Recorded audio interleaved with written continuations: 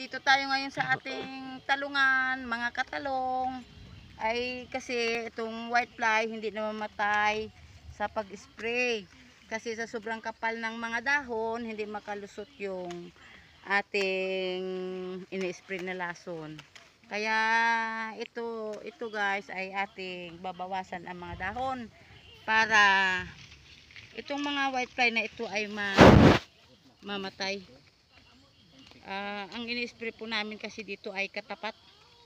Ay ito ay hindi pa rin mamamatay sa katapat.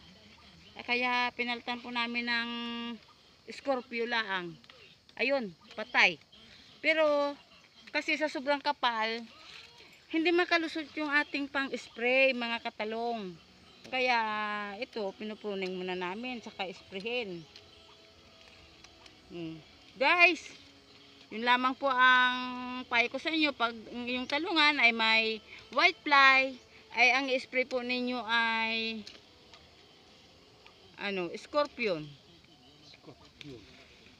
Scorpio para patay ang whitefly.